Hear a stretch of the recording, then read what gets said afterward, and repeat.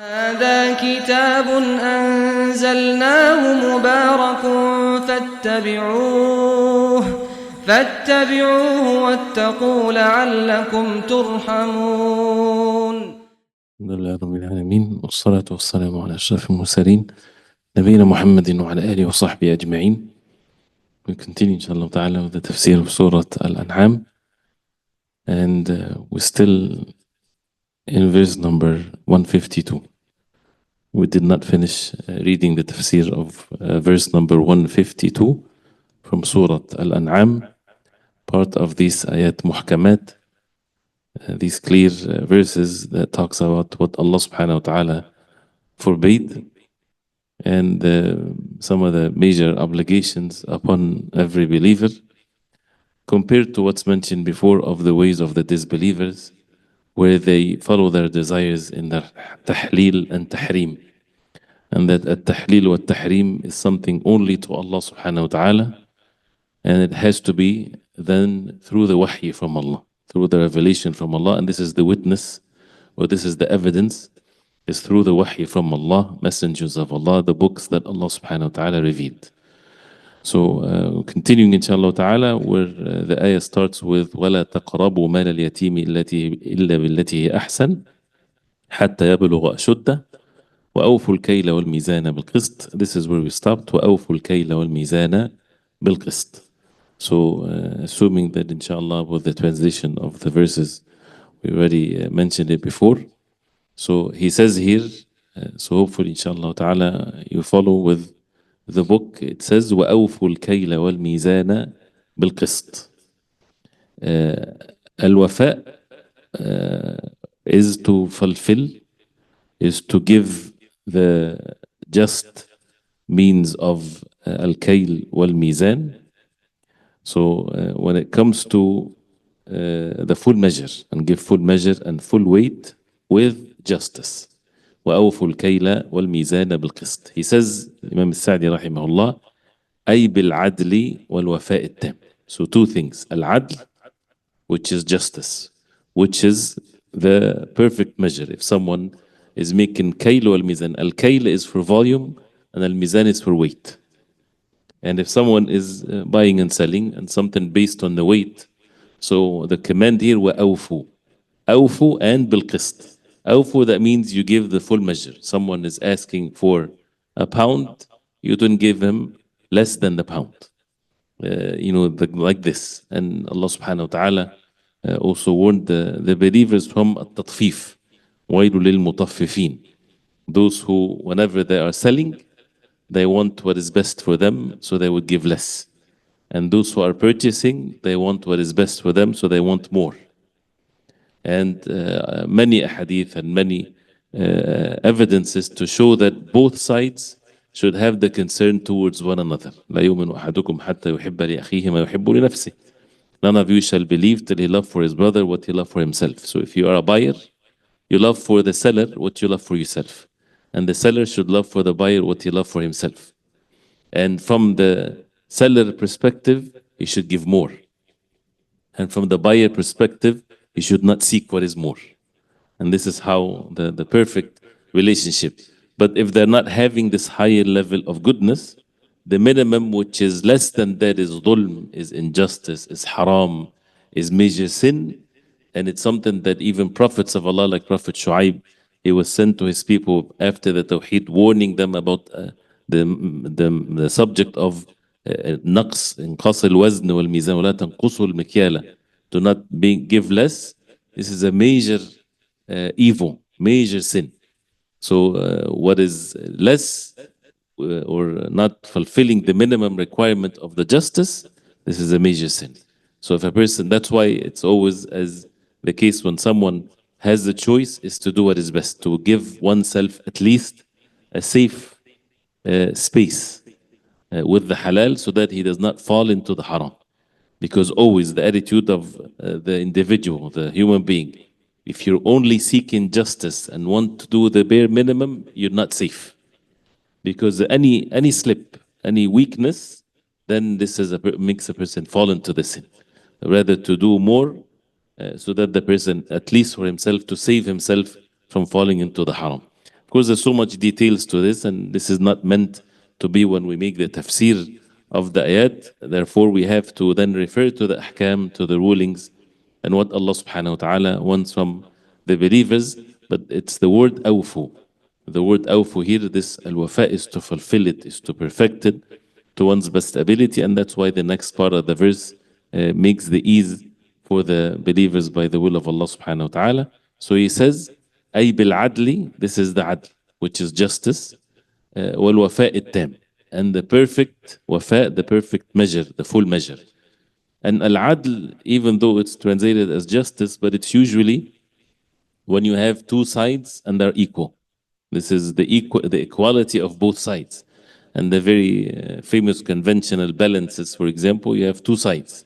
So it has to be even, exactly equal. And again, the believers, they don't just seek the exact equal, even with the digital balances, it's like with the dot. For someone sells, he should give more. And that's why even you find the norm of those who have goodness in their buying and selling with, if you picture the conventional balance, after they reach the just and the accurate balance, then they give a little bit more. Just a little bit more so that they are giving what is best. So this is وأوفوا الكيل والميزان بالقسط أي بالعدل والوفاء التام. So these two things, بالعدل, justice, and الوفاء التام, the perfect وفاء. And وفاء is the word وفاء, فمن وفى, whoever fulfill his obligations, comes with the meaning of being fulfilling things, faithfulness.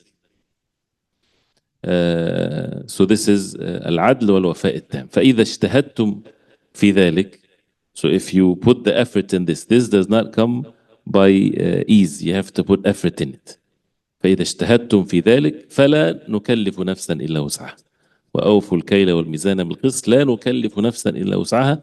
That means no one shall bear beyond what their own self can bear, beyond one's capacity. So the matter is attainable. It's not something that is impossible to happen. He says أي بقدر ما تسعه ولا تضيق عنه. According to what is spacious enough for the person to fulfill this, and without making it tight. Because if you're going to be with the very accurate measures of things can be very difficult for the people. How to مثقال ذرة, the weight of a mustard seed versus something else. So that's people would overlook, forgive, pardon with the things that is beyond one's ability and one's capacity. لا نكلف نفسا إلا وسعها. When it comes into الكيل والميزان specifically, and this is something that is in the entire deen of Allah. All of the ahkam of Allah are upon this, even what's mentioned before. It's all within the capacity of the human beings.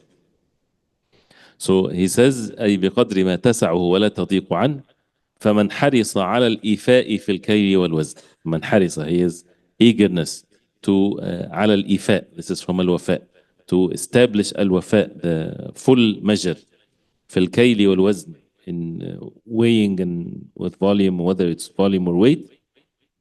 ثم حصل منه تقصير, then shortcoming come as a result of that, but with the condition of what's mentioned. He's eager to give the full measure, and he's doing the best he can, but then shortcoming happened. That means it's beyond his capacity. لم يفرط فيه, he did not do tafrit. Tafrit is when a person does not do something diligently. He let things loose. ولم يعلمه, and he didn't know that he's given less. So no tafrit. So when a person is upon any job or anything that he's doing, he's responsible if he is being careless, if he is not doing it in the right way. In any matter, if a person if a doctor doing surgery, right? It doesn't have to be that he has evil intentions, but if he doesn't do his job properly, and he did something that is not according to what they have been taught to do, then he's responsible. And this is in every matter, and one of which is in buying and selling. So when it comes to that, لم يفرط فيه ولم يعلمه فإن الله غفور رحيم. Allah subhanahu wa ta'ala is the most forgiver, the most merciful. This ayah and this part of the ayah also has ahkam that is depends on it. That's why he says وبهذه الآية ونحوها. By this ayah and the like of it, استدل الأصوليون, the ulama of the usul, of the principles, usul al-fiqh, the principles where the rulings are extracted from it. That's why we have general nusus amma, that becomes principles, where all of the branches, all of the furu' that relates to this asl or to this principle has to be attributed to it or related to it. Otherwise, there's contradiction. And this is the importance of ilm. And this is not an easy matter for a person to know the usul and to know also the masail and things like this. So that's why استدل الأصوليون بأن الله لا يكلف أحدا ما لا يطيق. That Allah subhanahu wa ta'ala does not, the taklif, does not command anyone, does not put burden upon anyone that he's not having the capacity for it. ما لا يطيق. وعلى أن من اتقى الله, and whoever اتقى الله, feared Allah and obeyed Allah, فيما أمر فعل, in what he ordered and what that person did, ما يمكنه من ذلك, to the best of his ability, what he is able to do, فلا حرج عليه فيما سوى ذلك. Then there is no sin, unease for him beyond that. And this is a general rule at all times, whether it's individual tasks or something that is even related to the entire ummah, as we mentioned it before. ما على المحسنين من سبيل. If someone is not able to help his brothers that are oppressed, for example, he has no means, he has no authority to do it, then he is not to be blamed, but with a condition. He has to be muhsin. He has to be among those who have taqwa of Allah subhanahu wa ta'ala, which shows the danger at times of fitan, at times of all kinds of evil actions, when someone is not upon the taqwa of Allah. He's responsible because he's been commanded to be muhsin, and the ayah says this, مَعَ الْمُحْسِنِينَ مِن سَبِيلٍ, in general and in specific with regards to the act itself. So with every single word that he said, and it's a principle, again, as we said, that every case is different from one to the other. And what is the taqa? What is the capacity of the human beings? That's one part of it, which you would never find anything in the deen of Islam that commands the people to do something beyond the capacity of human beings. And this is one aspect of it. And the other aspect, the individuals, because people are not in the same, not on the same level of the ability, physical ability and things like this. So to make dabt, to have this matter well understood, that requires ilm, requires knowledge, and requires also the knowledge of the person that the fatwa or the ruling will be applied upon. And that's why a person, to learn even how to ask a question, this by itself is ilm, and it's required for the person to be truthful and to honest even in asking the people of knowledge. If someone comes to a person of knowledge, says, I'm gonna die if I don't do this, something like this, then first of all, is he truthful? Yes, to save life, then a person might even become obligatory upon him to commit a sin to save his life. But is it really this is how things are, or the matter is different? So again, this is a qaida, this is a principle. لا يكلف الله نفسا إلا ما أتاها, as it's mentioned in other verse. Allah subhanahu wa ta'ala does not command anyone or put a burden upon anyone except what He gave you. He gave you something, so you're being tested or tried with whatever He gave you subhanahu wa ta'ala.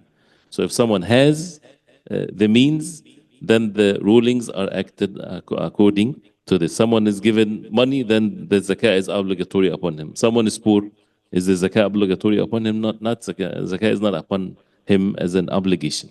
And the same thing with physical matters.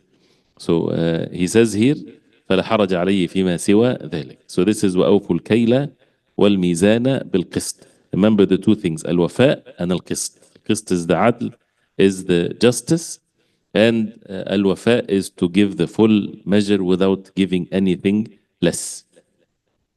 And as you see the command here, awfu, so that the nufus, the nafs, the believers, when they hear this, when they read this, the amr is what?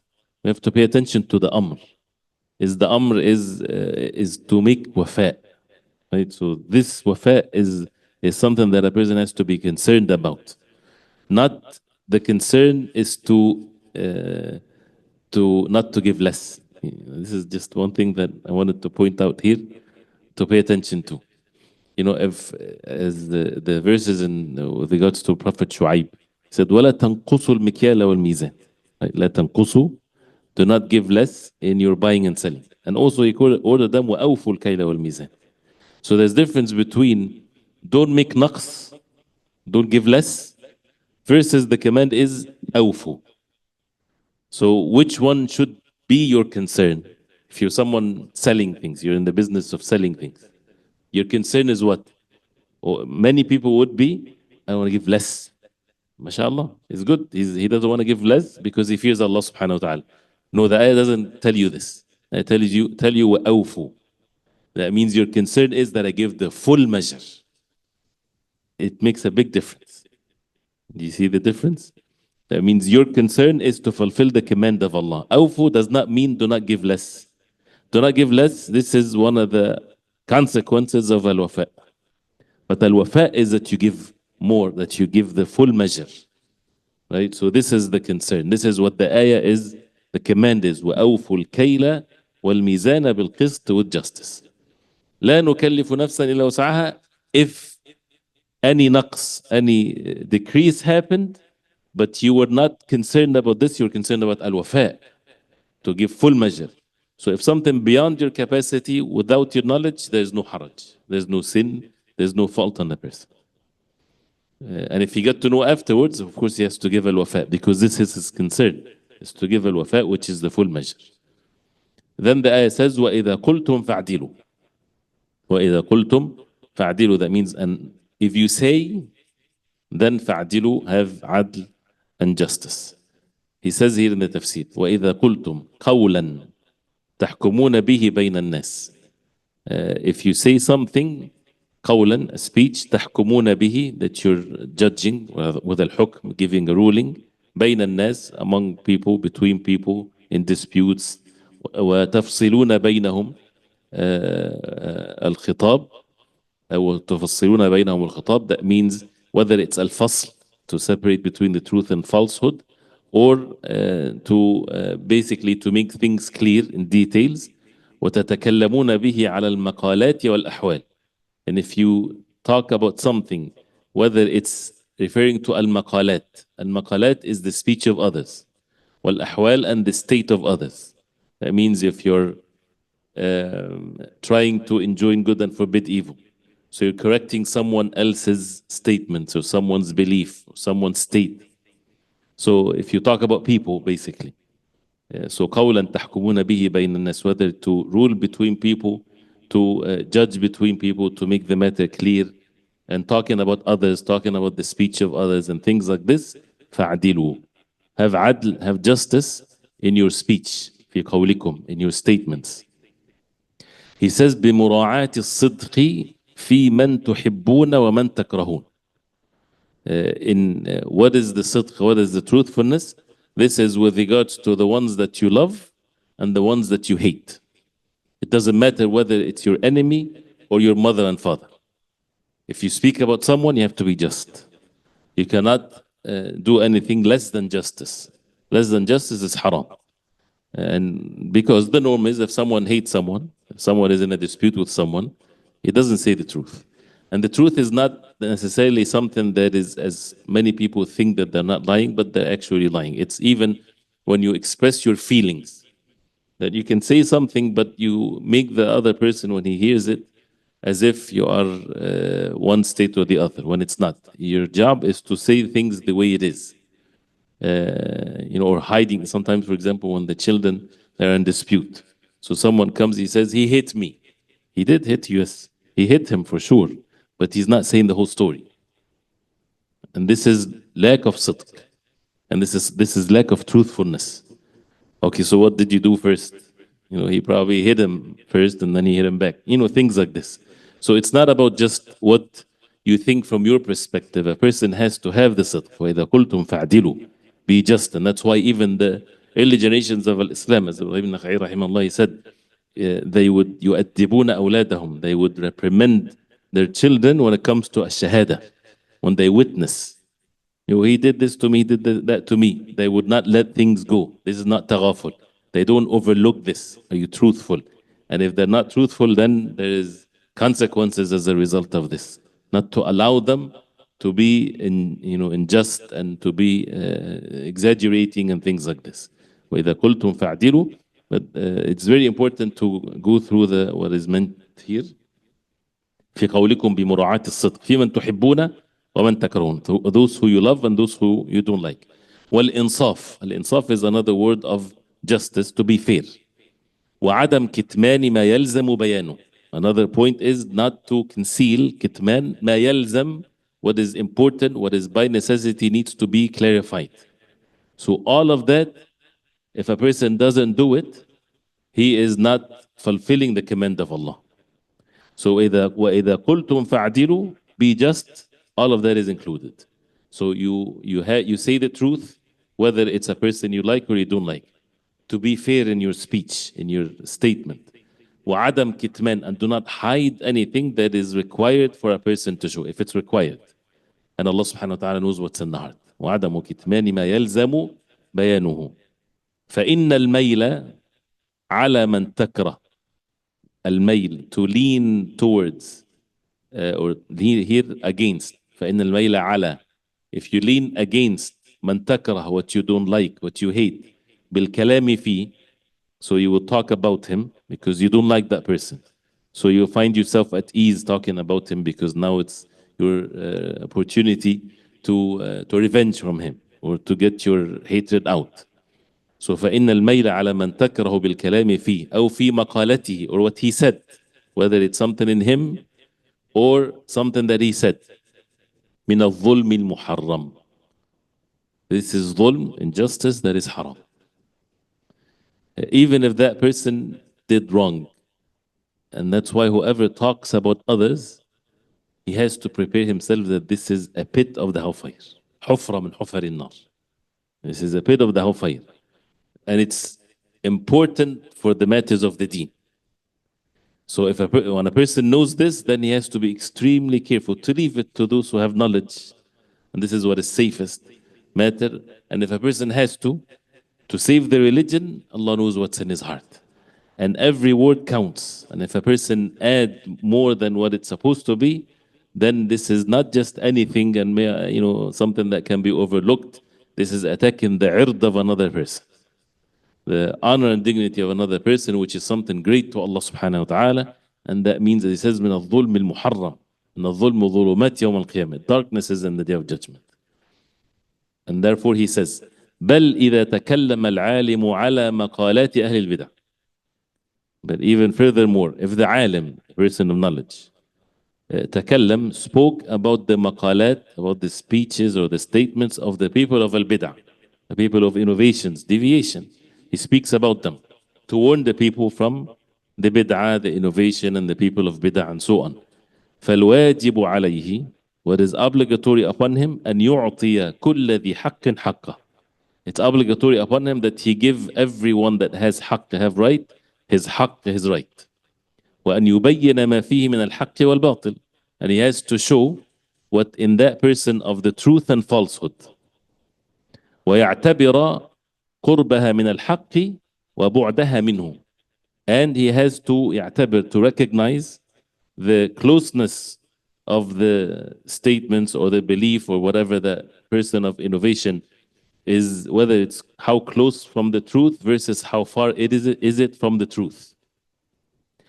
وذكر, so this is here, this is a huge subject and many people can be easily slipping away from this.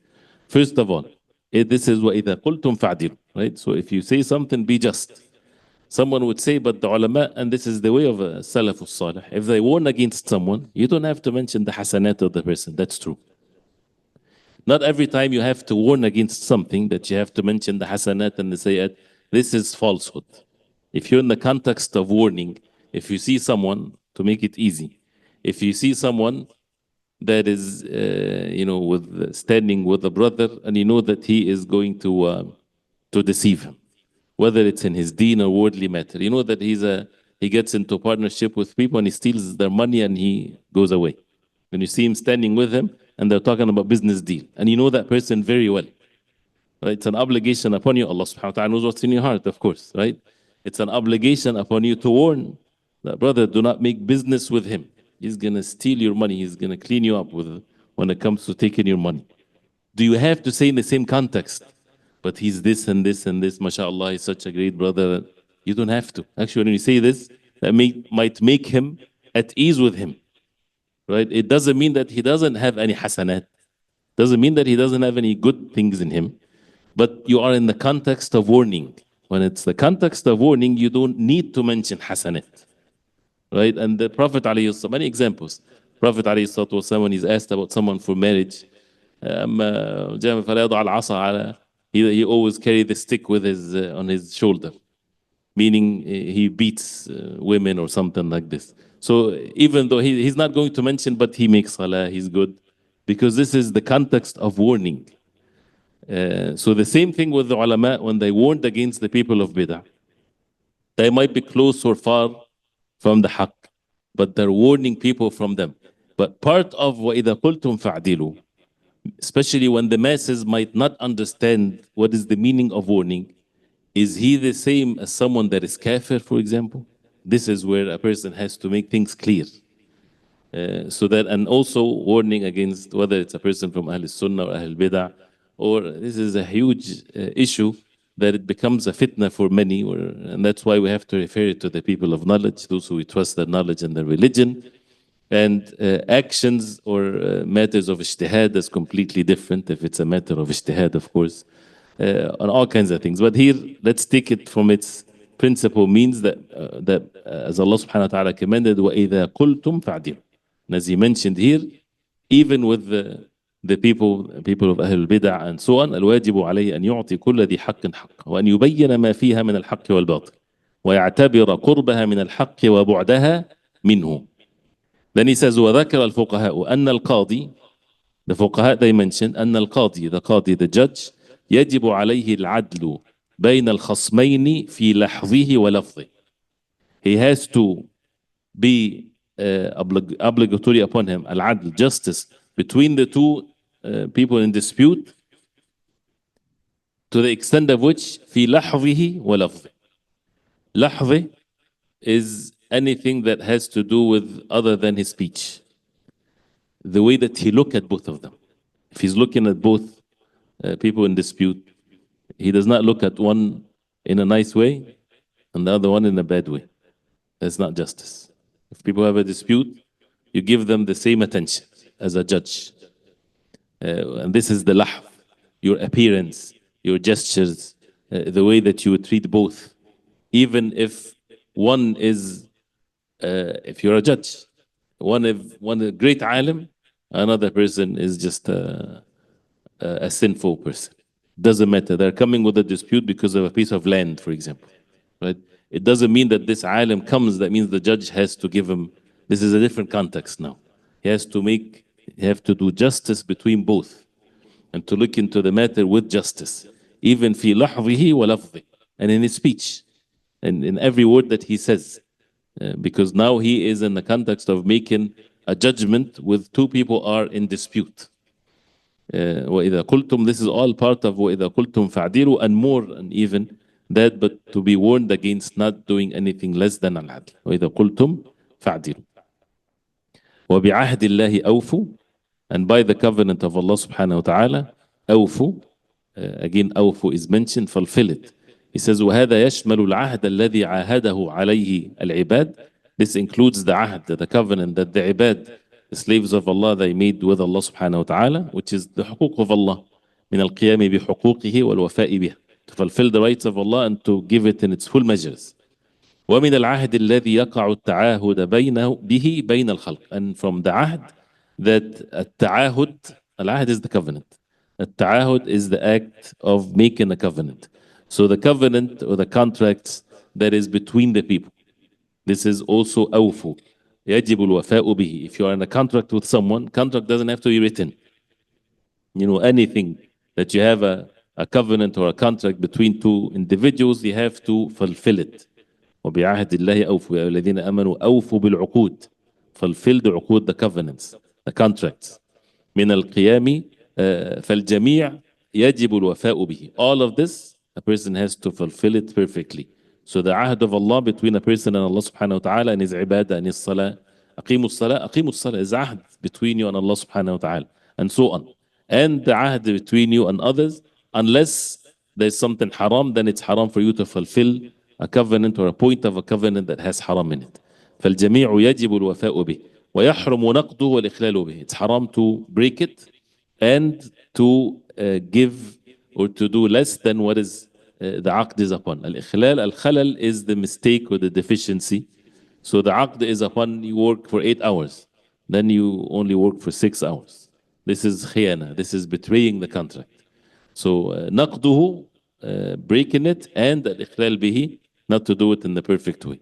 So وَبِعَهْدِ اللَّهِ أَوْفُوا, that comes also under it all kinds of ahkam and rulings. ذَلِكُمْ وَصَّاكُمْ بِهِ لَعَلَّكُمْ تَذَكَّرُونَ. This is meaning ذَلِكُمْ, all of these ahkam, al-ahkam al-madhkura, وَصَّاكُمْ bihi. Allah subhanahu wa ta'ala gave you the wasiyah and the bequest and the command with this لَعَلَّكُمْ تَذَكَّرُونَ, so that you have the tadhkira, the reminders, أي ما بينه لكم من الأحكام, what Allah subhanahu wa ta'ala made for you clear from the ahkam.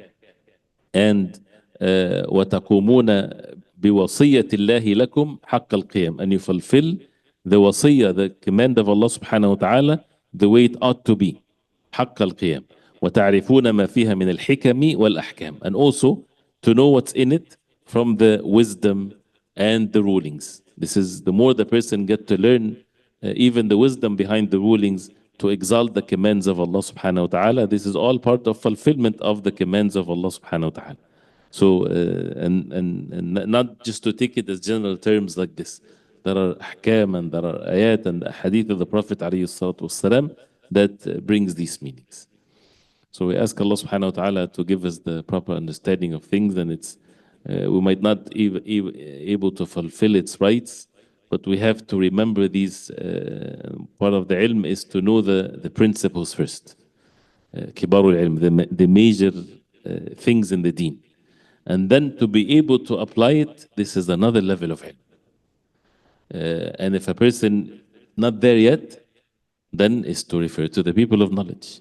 So it's not sufficient for someone to see this, then he start making judgment between people and he becomes the alim and things like this. No, just knowing these clear principles in the deen of Islam, and the person has to be extremely careful from not fulfilling the commands of Allah subhanahu wa ta'ala and the warning against not doing such a thing. So we'll stop here inshallah ta'ala and ask Allah subhanahu wa ta'ala to make it easy for each and every one of us inshallah. Let's see what's the attendance code, the phrase below or any words from it. وَأَوْفُوا الْكَيْلَ وَالْمِيزَانَ بِالْقِسْطِ, and give full measure and weight in justice. Stop here inshallah, we'll continue next time. Inshallah, tonight inshallah, to the dars for 5 minutes inshallah, we'll, as we said, from 1 to 32. Even though this is not the time of the dars of the tafsir, just as remember just give a passage. I'm going to read a few lines and then ask questions and see how your response is, inshallah. You can respond in writing, inshallah. So Allah